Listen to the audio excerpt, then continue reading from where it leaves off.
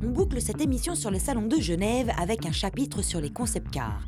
Tout d'abord, Citroën qui réalise là un excellent exercice de marketing grâce au nom DS. On a tous cru que la marque au chevron allait tenter de ressusciter la belle, mais non, DS Inside est un concept car qui annonce une ligne distinctive et également le design de la future C3. Pour faire simple, Citroën propose désormais la possibilité de personnaliser votre voiture, un peu comme les packs sport chez Renault ou bien les S-Line chez Audi, à la différence que les possibilités de personnalisation permettront de créer une voiture vraiment différente, d'où la signification de DS, Different Spirit.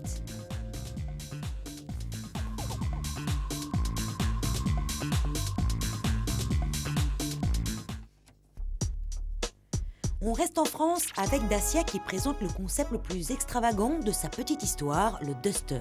Étonnant de la part de la marque low cost, surtout quand on sait que le développement d'un prototype coûte très cher.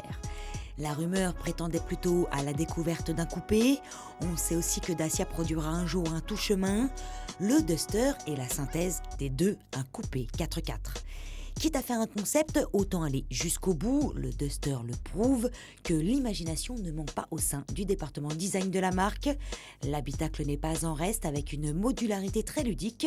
Il peut passer de 4 places classiques à 2 afin de laisser de la place pour charger un vélo par exemple. Le Dacia Duster est uniquement un exercice de style. On n'y devine rien de commercialisable pour la marque, bien trop cher. Tandis que chez Ford, le Iozys Max a un bel avenir. Il annonce tout simplement ce que sera le prochain mini-space de la marque, soit le futur concurrent des Opel Meriva ou Renault Modus par exemple. Et dans la logique, après le C-Max et le S-Max, il pourrait être baptisé B-Max. En tout cas pour le moment, c'est un prototype fort séduisant, sorte de coupé compact. Son style a su séduire le public de Genève. Il est original grâce à ses portières articulées inédites. Enfin, au travers de ce proto, Ford nous dévoile ses motorisations écologiques, notamment le 4 cylindres 1600 essence EcoBoost de 180 chevaux qui promet de consommer 20% de moins de carburant. Ford équipera ses voitures de cette nouvelle génération de moteurs dès l'an prochain. Voici encore un concept car qui annonce plein de bonnes choses, le X-Sonic. Celui-ci pourrait très bien préfigurer le futur remplaçant du Hyundai Tucson qui commence à vieillir. Il faut dire que depuis quelques mois, la concurrence a sérieusement contre-attaqué avec par exemple le Ford Kuga ou le Nissan Qashqai. Du coup, Hyundai nous présente là un concept au style bien affirmé et réussi qui saura sans aucun doute séduire une clientèle masculine mais aussi féminine.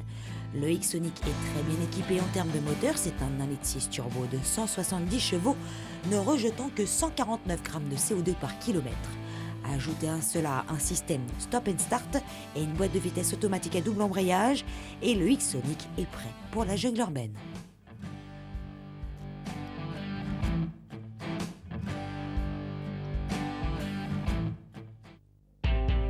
Avec la Ceed et la Soul, Kia nous prouve depuis quelques mois qu'ils sont tout à fait capables de produire des voitures dignes des exigences européennes.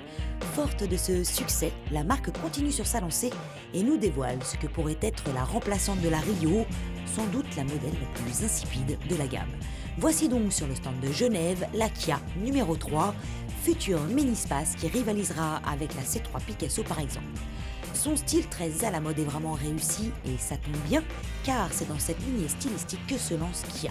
Pas sûr que sur le produit de série demeure ce toit vitré panoramique. Rendez-vous dans quelques mois pour en savoir plus. L'Opel Ampera reflète parfaitement le mauvais état de santé financière de GM.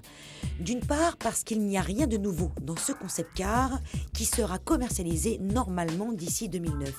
En effet, c'est tout simplement la Chevrolet Volt maquillée en Opel. D'autre part, cet Ampera prouve aussi la fin des modèles d'origine allemande, fin déjà plus ou moins annoncée par l'Opel GT ou l'Antara. Revenons à l'Ampera. Du nom de Monsieur Ampère lui-même, elle hérite du système Voltec, soit une batterie lithium-ion qui se charge sur simple prise secteur. Celle-ci se suffit à elle-même pour de courts trajets. Et enfin, pour de plus longs voyages, c'est un petit moteur thermique qui produit suffisamment d'électricité pour animer l'auto. Enfin, dernier concept car de ce salon de Genève, la Volvo S60 Concept. Déjà présentée à Détroit, c'est une première européenne. Pour être plus clair, vous avez devant vous la future S60. En effet, l'actuelle commence à vieillir, il est temps de la rajeunir. Du coup, elle adopte le style inauguré par le XC60, sorte de coupé 4 portes. Ce concept est très réussi. Bien évidemment, l'intérieur est irréalisable, de série. Reste que c'est une superbe vitrine du savoir-faire de Volvo. La future S60 recevra néanmoins les toutes dernières technologies de la marque, mais aussi le même moteur que ce concept, soit un 4 cylindres 1600 turbo de 180 chevaux, ne rejetant que 119 grammes de CO2 par kilomètre. De quoi annuler enfin le malus écologique dont souffre la S60 et même de profiter d'un bonus de 700 €.